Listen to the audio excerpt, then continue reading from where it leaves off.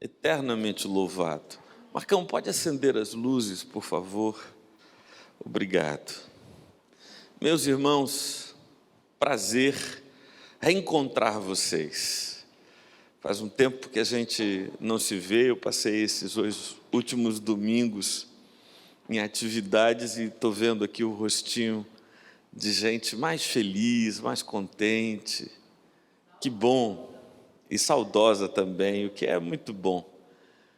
Meus irmãos, queria começar a palavra para a nossa reflexão nesta noite, fazendo um teste de visão. Vocês sabem que periodicamente é bom que façamos um teste para ver como está a nossa visão, a nossa acuidade visual, a nossa percepção das coisas. E eu não sei quantos de vocês têm feito testes de visão recentemente. Eu queria perguntar a vocês, inicialmente, se este banquinho aqui, que vocês conhecem tão bem, se ele está em movimento ou parado? Parado. Vocês estão dizendo que o banquinho está parado porque vocês são cegos.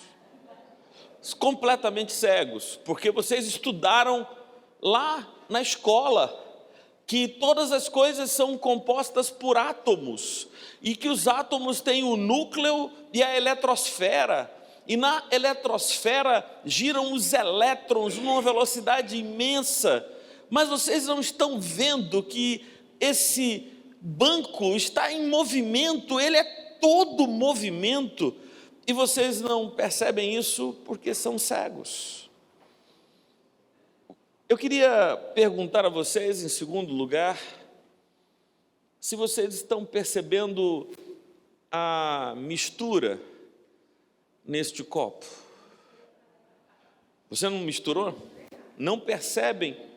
Vocês não estão percebendo a mistura porque vocês são cegos. Porque aqui há moléculas de hidrogênio e moléculas de oxigênio, e além disso, sais minerais e um monte de outras coisas estão dentro deste copo d'água e você só vê água. Mas há hidrogênio, há oxigênio e há tantos elementos dentro desse copo d'água, mas você não percebe a mistura. A terceira pergunta, olha, eu estou quase perdendo a esperança com vocês, mas eu vou fazer mais um teste. Para aí todo mundo. Vocês estão sentindo que este salão onde nós nos encontramos, ele está em movimento? Estão sentindo? O chão se mexendo? Não! Além de completamente cegos, são insensíveis, porque vocês sabem que nós estamos girando, o planeta inteiro está girando, está em movimento ao redor do Sol, não é verdade? E o próprio Sol também está em movimento. É como se nós morássemos em cima do ponteiro das horas. É como se todos nós habitássemos o ponteiro das horas, e o ponteiro das horas se mexe. E no cabo de 24 dias já fizemos um giro inteiro e voltamos ao mesmo lugar. O que é que eu quero dizer com isso? Naim, não é que nós sejamos cegos de verdade, Naim. É que neste mundo, Zélia, existem coisas grosseiras e coisas sutis. Nós só vemos as coisas grosseiras e somos cegos para as coisas sutis. Não percebemos o movimento dos átomos porque este é um movimento sutil. Vocês observam e veem o movimento da minha mão porque este é um movimento grosseiro. Vocês não percebem o movimento das moléculas de hidrogênio e oxigênio, porque isso é uma coisa sutil. Mas vocês veem o copo d'água, porque o copo d'água é uma coisa grosseira. A gente percebe os movimentos uns dos outros e sente o movimento uns dos outros, porque esse é um movimento grosseiro. Mas o movimento do planeta inteiro, que sabemos que está acontecendo, não nos damos conta, porque esses são movimentos sutis. E sabe o que é pior, Tiane? É que mesmo sendo cegos e insensíveis para as coisas sutis, a nossa mente nos diz que tudo quanto existe, nós sabemos e percebemos. Nós somos continuamente iludidos por nós mesmos, porque somos levados a pensar que o que vemos é o que há, e o que sentimos é o que existe. Quando eu acabei de demonstrar a vocês que existem fenômenos que escapam à nossa percepção, e presenças que nós não nos damos conta e não percebemos. Eu vou continuar, Gracinha, para dizer 3 dimensões para as quais a gente também é cego e insensível. A mais importante delas, você está vendo agora a presença de Deus aqui entre nós, perto de você, e aí você diz: não, eu não posso ver. E algumas pessoas dizem: porque eu não posso ver, não pode ser. Não é verdade. Você não está vendo o movimento dos átomos, a presença das moléculas, e mesmo assim você se convenceu porque lhe disseram lá na infância que os átomos e as moléculas existem. E por que a gente não se dá conta de que Deus é real e está presente em nossas vidas? Em segundo lugar, você se deu conta de quantas vezes a mão de Deus te protegeu e te livrou? Quantas vezes o cuidado de Deus nos poupou?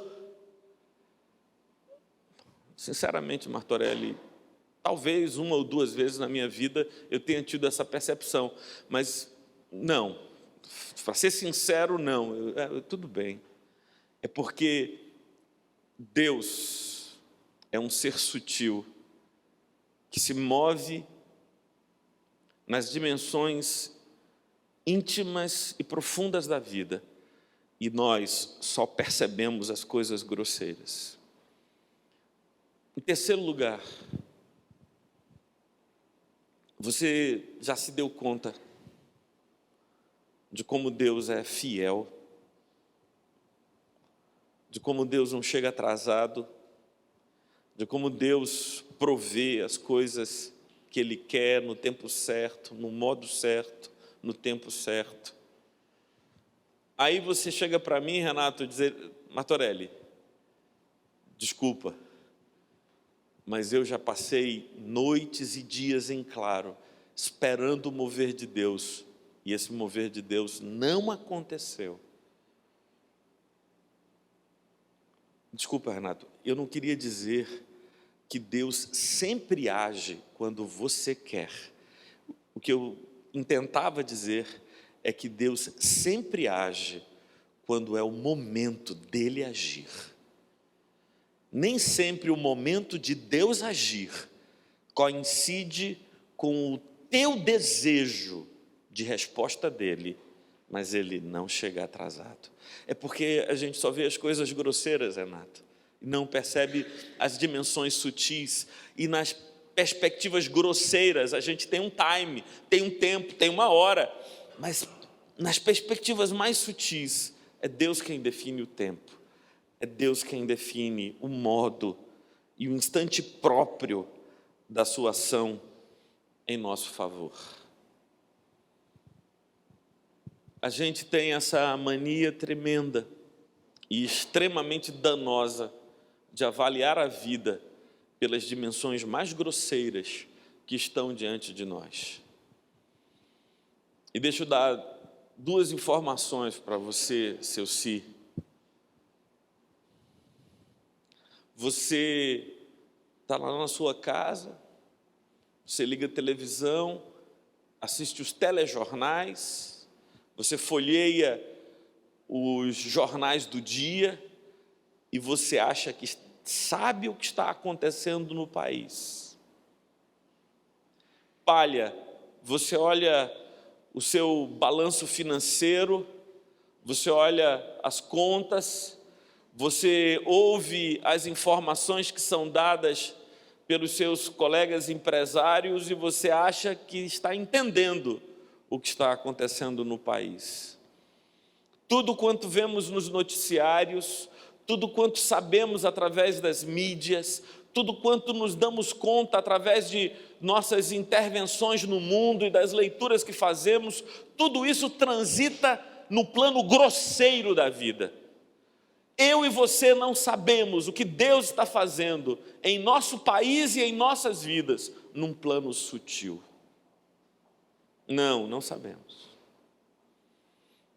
Mas, por favor, e em nome de Jesus, não vamos supor que o que vemos é o que é, porque eu já dei inúmeras razões para vocês acreditarem que há muito que está acontecendo nesse instante aqui e você não está vendo.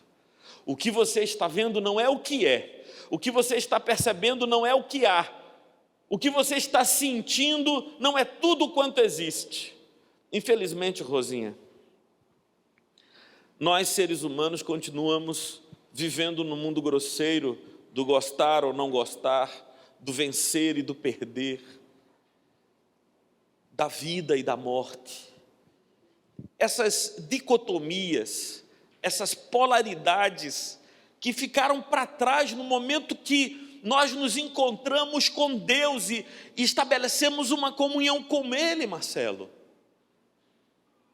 Por que a gente ainda fica pensando em viver e morrer? Como se essas fossem duas dimensões reais da vida, e não são dimensões reais da vida. Porque no momento em que estabelecemos a comunicação e o contato com Deus, em Deus, a morte perdeu a razão, perdeu o sentido. Mas é que nós ainda continuamos nesse nível grosseiro, e no nível grosseiro existe um mundo dividido entre mortos e vivos. Em Deus não há uma separação entre mortos e vivos, e nós, os vivos, não deveríamos temer a morte, porque em Deus morte não há. Porque a morte é a cessação de alguma coisa, e em Deus nada de essencial em nós cessa. Só essa veste, já meio surrada, porque eu venho usando há décadas, da qual eu me desfaço para um corpo glorioso assumir. Porque, Flavinha, você acha que corpo glorioso é o que você tinha aos 17 anos? É nada. É nada. Corpo glorioso é aquele que o Senhor nos dará, que não é sujeito. E a gente continua pensando, Nick, em termos de vencer ou perder. Fica pensando, vencer, perder, é uma batalha todo dia, vai querer matar leão todo dia, e a gente fica vencer e perder, como se um negócio desfeito pudesse ser derrota. Mas como? Isso é uma percepção absolutamente grosseira, porque em Cristo fomos feitos mais do que vencedores, porque, Geraldo, quem pensa em vencer e perder, e coloca a vida nessas duas categorias, ao morrer perdeu.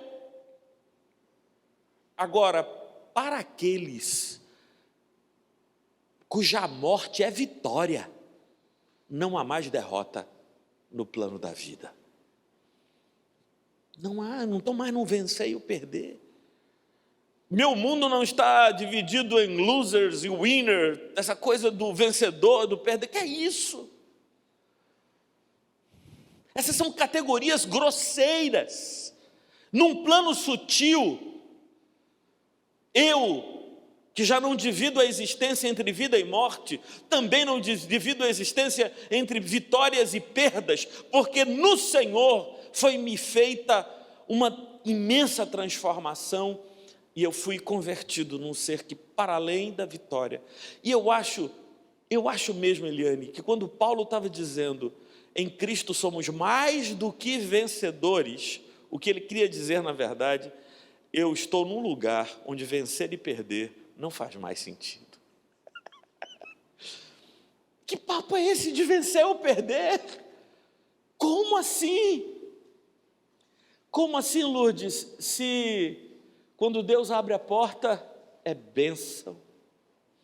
Quando Deus fecha a porta, é bênção. É somente quando nós estamos numa dimensão grosseira da vida, é que porta aberta é boa e porta fechada é ruim. Quando nós percebemos a dimensão sutil, porta aberta é bênção, porta fechada é bênção também. Porque se foi aberta ou fechada por Deus, melhor que seja assim.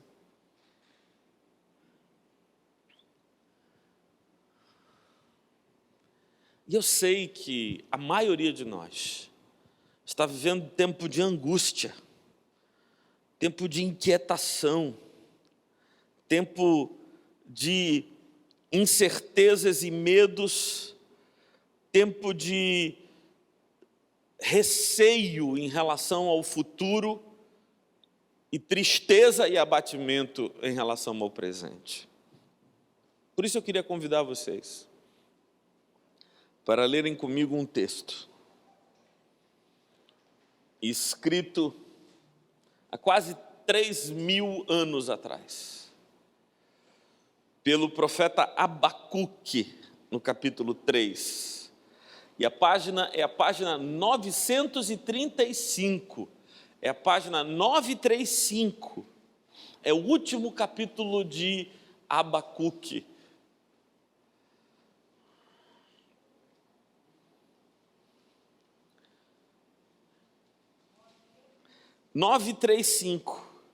Nessas Bíblias que estão aqui. Rubens, eu acho tão bonitinho esse versículo 2, quando o profeta diz assim, sabe? Porque Deus tinha muitos motivos para estar insatisfeito com o povo. E eu acho bonitinho quando o profeta, na oração, ele diz assim a Deus: na tua ira, lembra-te da tua misericórdia. Um paradoxo imenso, né? No finalzinho, assim, olha, ele diz: na tua ira, lembra-te da tua misericórdia. Porque, Silvinho, é a misericórdia de Deus que é a causa de nossa densa esperança. A nossa densa esperança. Mas eu queria, Anderson, me agarrar a duas palavras que aparecem nos versículos de 17 em diante. Vocês estão comigo lá na página 935, Abacuque, capítulo 3, a partir do versículo 17? Estão comigo lá? Amém? Vamos ler em uníssono, todos a uma só voz? Ainda que a figueira não floresça, nem haja fruto na vide, o produto da oliveira minta, e os campos não produzam mantimento, as ovelhas sejam arrebatadas do aprisco, e nos currais não haja gado. Todavia, eu me alegro no Senhor, exulto no Deus da minha salvação. O Senhor Deus é a minha fortaleza e faz os meus pés como os da corça e me faz andar altaneiramente. Vamos repetir o versículo 19? O Senhor Deus é a minha fortaleza e faz os meus pés como os da corça e me faz andar altaneiramente. Agora, Pedro, esse cara, Abacuque, vivia no meio de um povo cuja cultura e a base da economia era a agropecuária, tá certo? Eles trabalhavam com essa coisa de agropecuária. Agora, me conta, Pedro, se isso aqui não é a síntese da falência.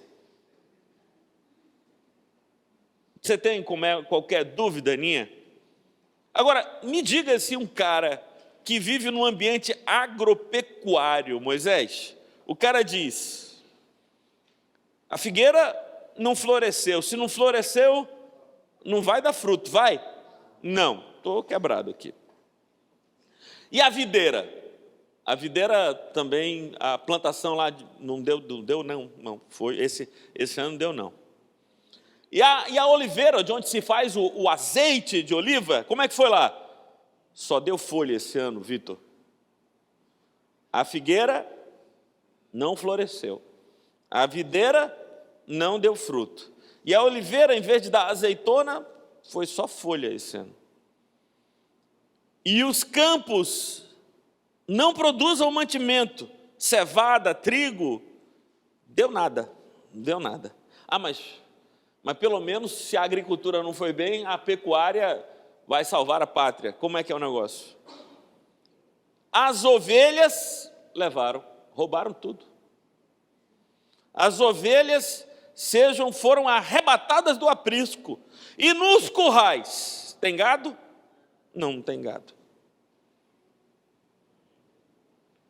Aí é a palavra, Anderson.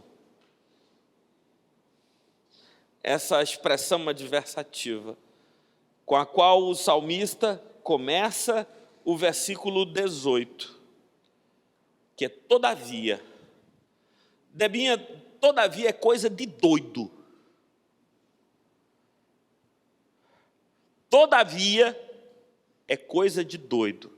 Porque veja, o que é que ele está me dizendo? O cenário que ele lê é caótico. Tudo quanto ele pode analisar, tudo quanto ele pode mensurar, tudo quanto ele pode perceber, lhe anuncia um tempo completamente insatisfatório de escassez crônica, Rosinha. Aí esse maluco que vê átomos, que vê moléculas, que vê o movimento da Terra ao redor do Sol, que vê a presença de ondas de rádio e televisão aqui nesse lugar onde ninguém percebe nada, esse maluco diz todavia. Todavia o quê? Eu me alegro no Senhor e exulto no Deus da minha salvação. João, se esse homem não for doido, eu sou. Pois é que eu sou mesmo. Eu sou cego, João. Eu sou como milhares e milhares de pessoas nesse país que só conseguem ver o grosseiro, que só conseguem sentir o grosseiro. Por que alguém pode dizer todavia? Esse cara pode dizer todavia, porque muito embora tudo isso seja provisão de Deus, ele não depende de nada disso, ele depende do cuidado do Senhor na vida dele. Muito embora tudo isso seja relevante, seja importante, e a tudo isso ele tenha dedicado anos de sua vida e de seu trabalho, porque se ele tinha esperança na figueira, é porque ele cuidou da figueira, se ele tinha expectativas na videira, é porque ele cuidou da videira, se ele tinha cuidados com a oliveira, é porque ele cuidou da oliveira, se ele olhou para o curral e procurou se tinha ovelhas no curral, é porque ele tratou disso tudo, mas não há nada disso, e mesmo assim esse indivíduo diz: todavia eu me alegro no Senhor e exulto no Deus da minha salvação. E ele me livrou do quê, Geraldo?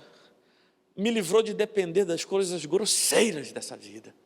E me deu essa paz da qual Jesus fala, que é uma paz que excede todo o entendimento, e que o apóstolo Paulo, se referindo a ela, diz que é a paz que é fruto de uma relação de comunhão com Deus. Hoje eu queria que nós pudéssemos mergulhar nessa dimensão sutil da espiritualidade,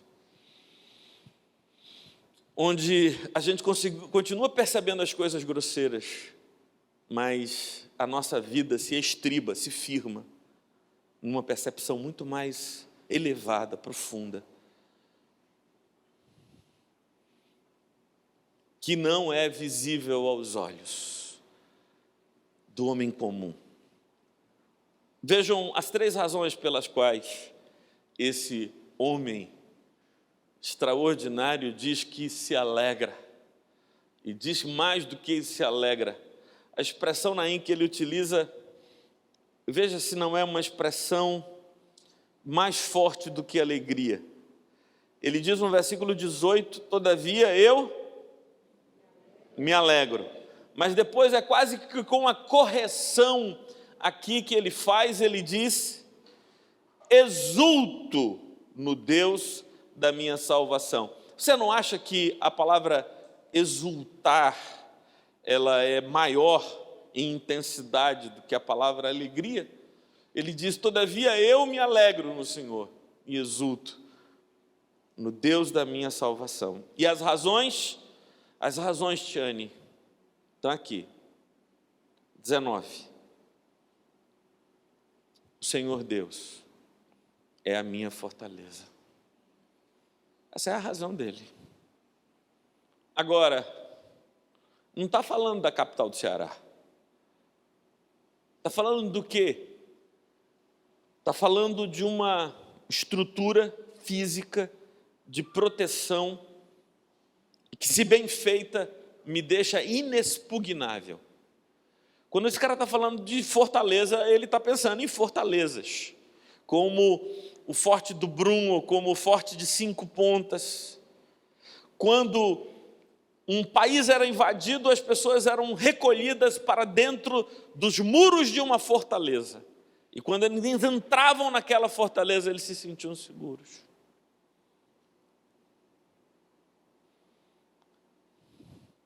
Arnon, meu conselho é o seguinte: se a barra está pesada, foge para a fortaleza. Dentro da fortaleza, você vai ficar seguro, meu irmão. Entendeu, Solange? Abacuque diz: a minha fortaleza não foi feita de pedras, nem de argamassa. A minha fortaleza não foi feita com o gênio dos homens, dos arquitetos, que sabiam fazer fortalezas extraordinárias. Quem fez e quem é a minha fortaleza é o Senhor. Por isso eu me sinto seguro.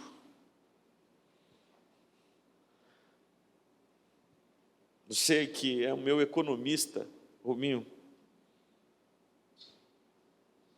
esse cara está seguro. E ele não fica lá no site vendo as variáveis. Porque esse cara já aprendeu que a fé em Deus ninguém pode tirar da gente. E se ninguém pode tirar a nossa fé em Deus, não há nada a perder. Toda a perda é depuração do espírito. Meu Deus do céu. Quando a gente chegar nessa consciência, Dona Lúcia, toda perda é obra de depuração do espírito. A gente não perde, a gente se liberta de um peso que não nos era necessário. Não perde. Porque se tem uma coisa que a gente faz nessa vida, Karina, é arrumar pesos desnecessários para levar. E a gente parece aqueles dinossauros com caudas enormes arrastando por aí. E meia hora depois, Marcão, que a gente já passou pela porta, ninguém pode fechar, porque a cauda ainda não passou inteira.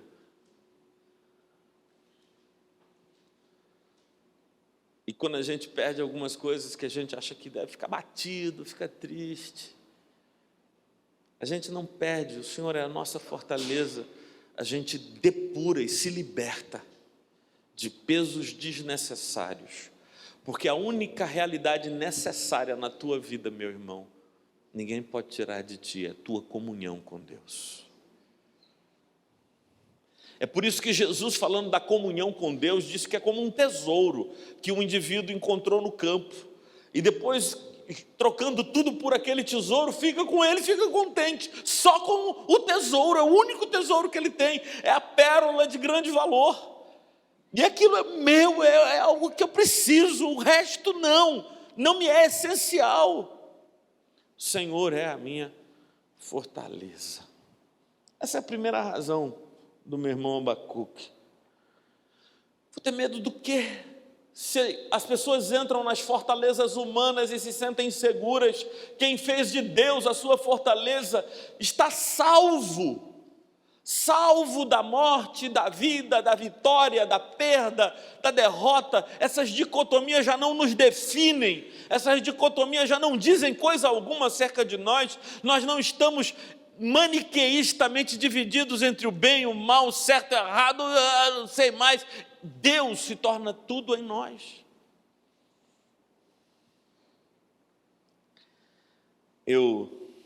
Esses dias estava com Karina e Giovana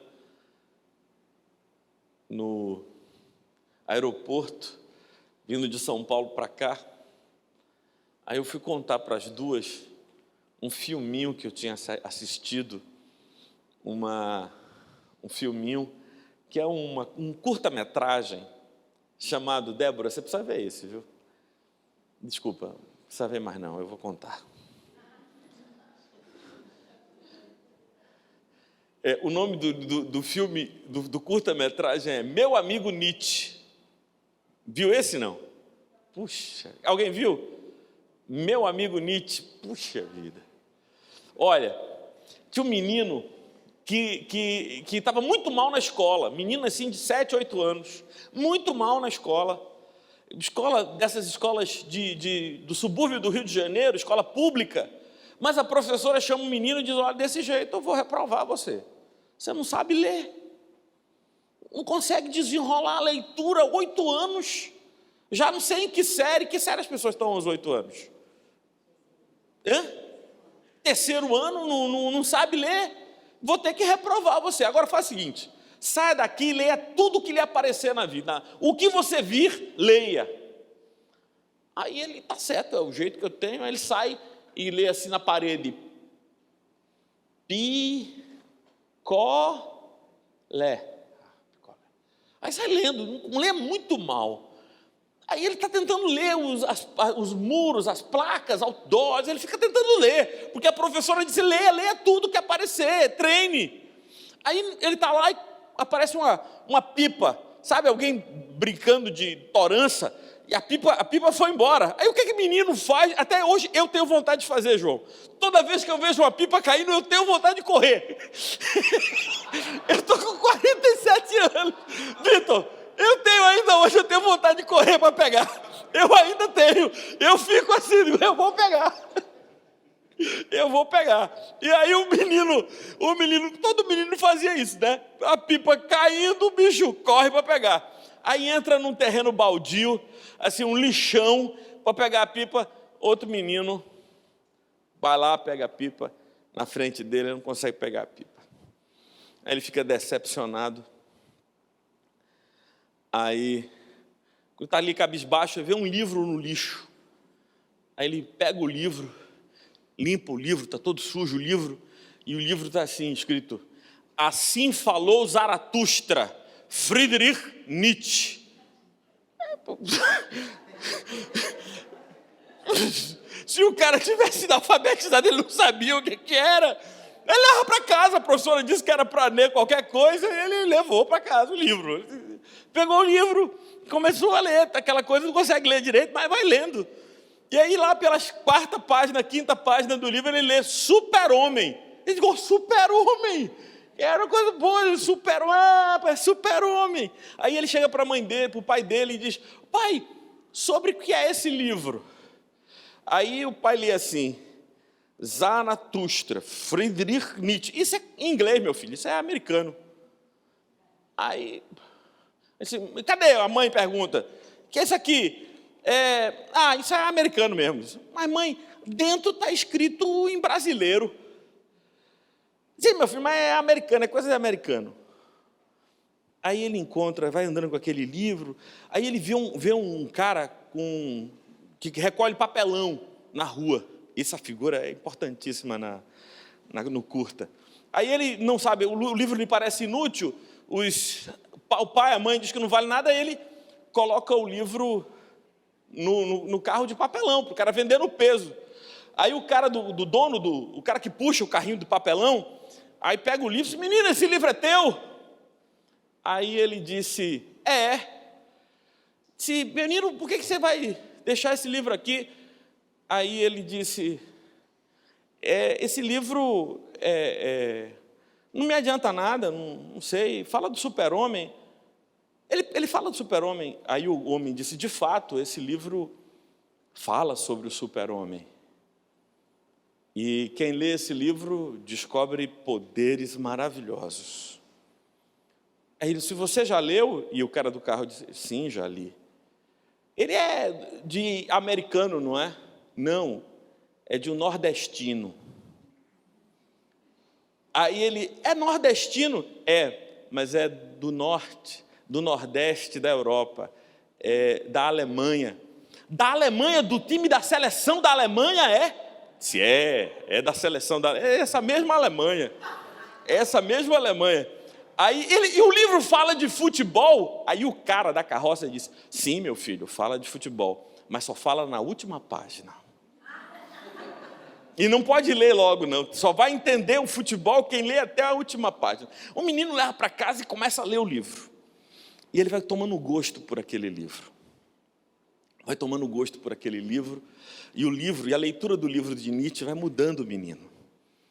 Tem uma hora muito engraçada que ele lê no livro, né? Porque o Zaratustra encontra um velho e diz que Deus havia morrido. Será que só ele não sabe que Deus morreu? Aí ele pergunta à mãe, é verdade que Deus morreu?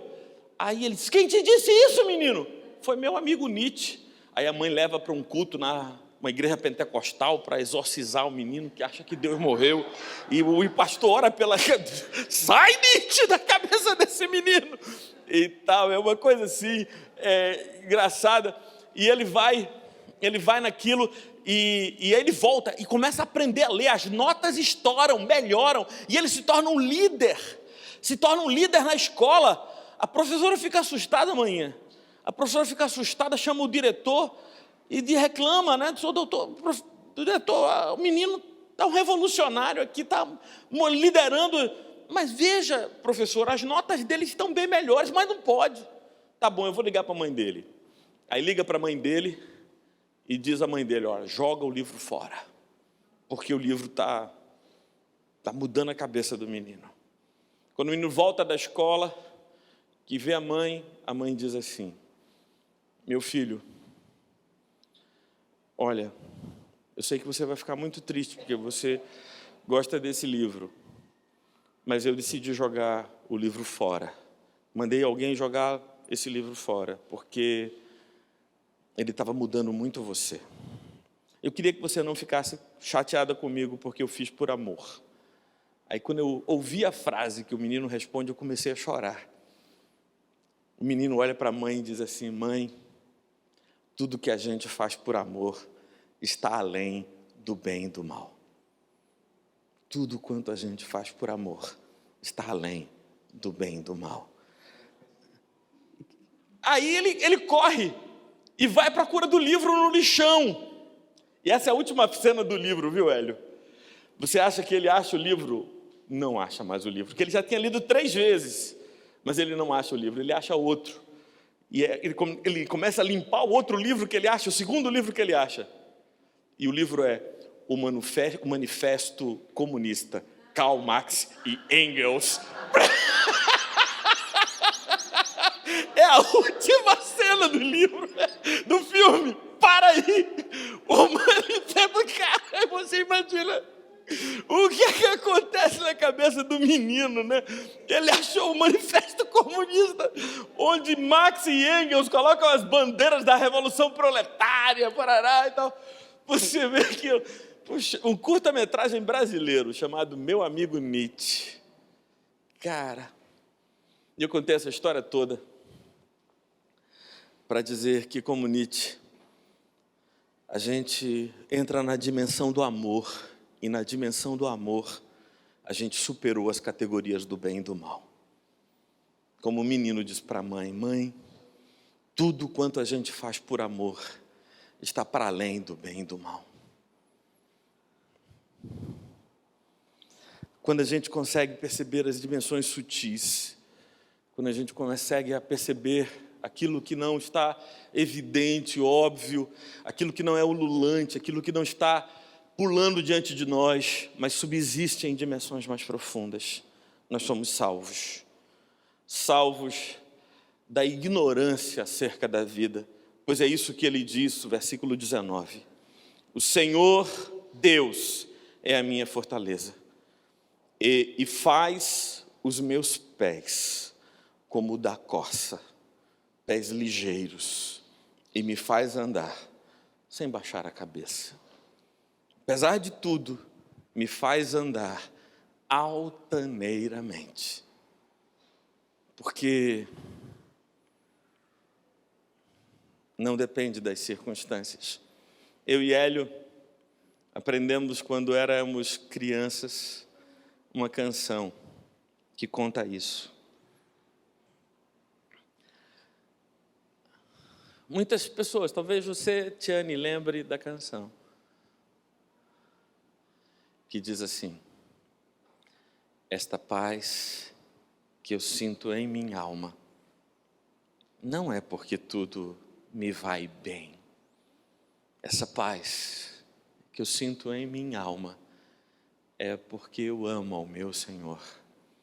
Não, eu não olho circunstâncias, eu olho o seu amor, o seu amor. Não olho circunstâncias, eu olho o seu amor. Você lembra dessa canção? Você também, não é daquela... Hein, Renata? Você também não... Você lembra dessa, Tiane? Não. Você está dizendo que é mais para cá? É isso que você quer dizer? No dia que o pastor ensinou essa música, não foi lá, né? Tá bom.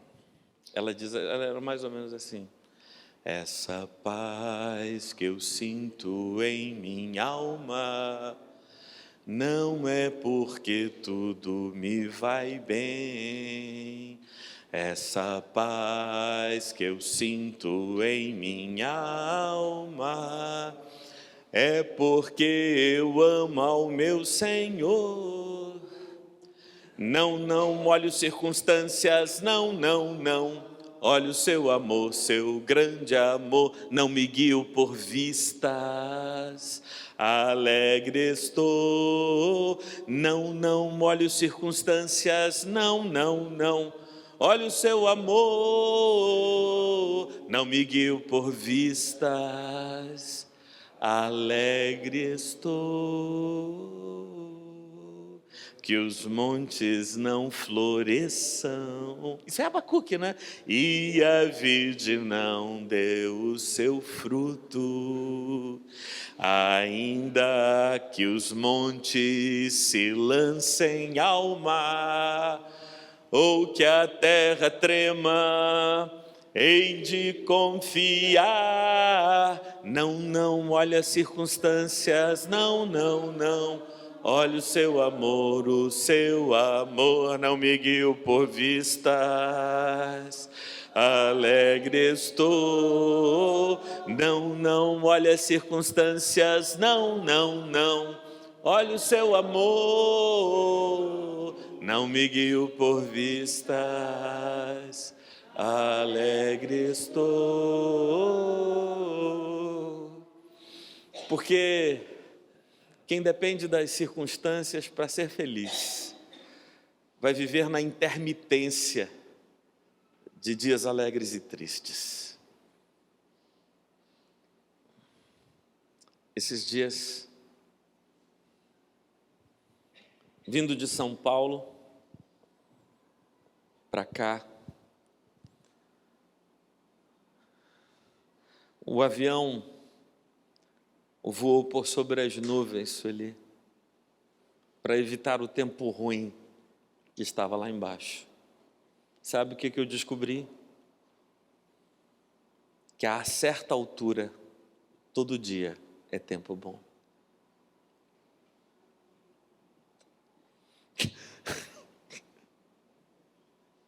Mas não é. A certa altura, todo dia é tempo bom. Daqui tem dia claro, dia escuro, dia nublado, dia fechado, dia aberto. Mas a certa altura, Marcão, todo dia é dia bom. Todo dia é dia lindo. Todo dia é dia claro. A bronca da gente é que a gente acha que tudo é o que parece.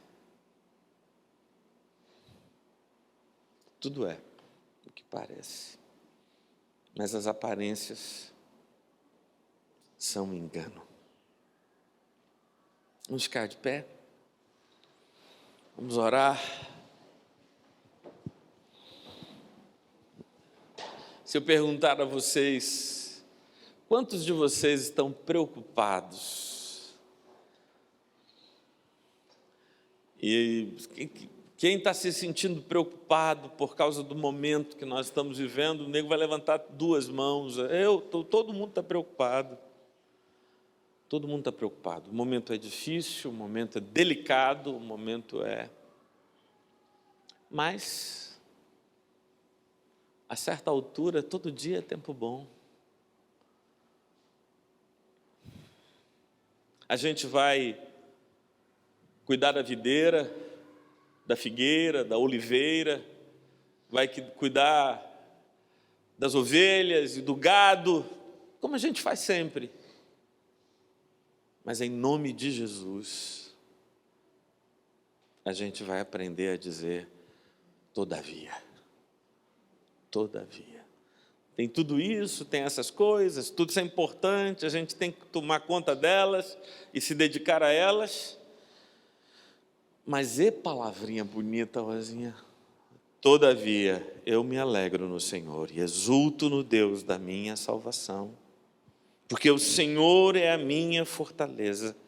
Ele faz os meus pés como os da corça e me faz andar altaneiramente. Que o nosso semblante, a nossa atitude, a nossa postura revele homens e mulheres que não vivem entre a morte e a vida, entre a vitória e a perda, a derrota, que superaram tudo isso porque alcançaram uma dimensão sutil, onde Deus habita e onde Deus firma a nossa confiança. Queria orar por todos nós que estamos abalados, tristes e ansiosos. Eu queria que o Espírito Santo de Deus nos levasse àquela altura onde todo dia é dia claro. Todo dia é céu aberto. Senhor Deus, nós clamamos a Ti por Tua misericórdia. Acode-nos, Senhor, e faze-nos enxergar, perceber, faze-nos ingressar nessa dimensão para além, Senhor, das dicotomias ordinárias, em que habitam todos os seres grosseiros deste mundo, cuja única capacidade é ler circunstâncias, e o seu humor tem a variação das circunstâncias. O seu contentamento, sua paz, depende da conformação das nuvens no céu. Ó Senhor Deus, livra-nos disso. Sê nosso Salvador. Livra-nos, Senhor. Converte-nos, Senhor, para que os nossos olhos se abram e que os nossos poros percebam as dimensões sutis da existência, em que Tu és tudo para nós e nós em Ti, seguros, nos refugiamos. Em nome, para a glória do Teu Filho Jesus. Amém. Podem sentar, meus irmãos.